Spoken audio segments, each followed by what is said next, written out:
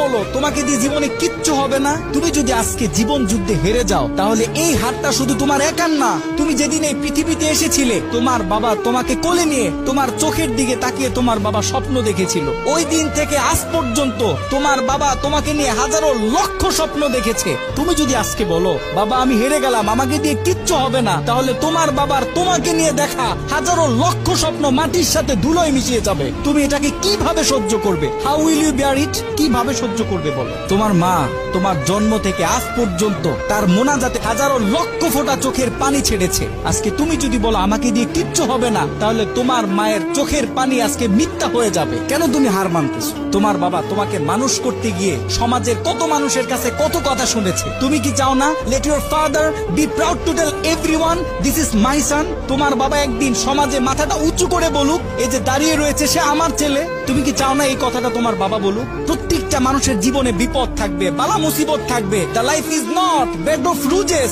এই পৃথিবীটা ফুল বিছানো কোনো বিছানা নয়। এখানে প্রত্যেকটা মানুষকে সংগ্রাম করতে হয়, লড়াই করতে হয়, বারবার পড়ে যাওয়ার পরেও আবার দাঁড়াইতে হয়। জীবন যুদ্ধে হার মানলে চলে না। তুমি যখন বেশি বিপদে পড়ে যাবে, তোমার চতুর্দিক যখন অন্ধকার হয়ে যাবে, তোমার জন্য সব দরজা যখন বন্ধ হয়ে যাবে, তুমি যখন ডিপ্রেশনে পড়ে যাবে, জাস্ট ক্লোজ ইউর আইস, চোখটাকে বন্ধ করো, টেক এ ডিপ ব্রিথ, গভীর একটা শ্বাস নাও এন্ড রিমেম্বার ইউর প্যারেন্টস। তোমার মা বাবাকে স্মরণ করো। তুমি স্মরণ করো তোমার মা তোমার জন্য কি কষ্ট করেছে। তুমি স্মরণ করো তোমার বাবা তোমাকে পড়ালেখা করানোর জন্য, তোমাকে মানুষ করানোর জন্য কত কষ্ট করেছে। তোমার জীবনের সব থেকে বড় মোটিভেশন হচ্ছে তোমার মা বাবা। মা বাবা ছাড়া একটা ছেলে মেয়ের জীবনে আর কোনো মোটিভেশনের দরকার হয় না। আর একটা কথা খুব ভালোভাবে মেমোরিতে সেট করে নিবে, अगर आप जिंदगी में कुछ बड़ा होना चाहते हैं तो आपको सब्र करना होगा।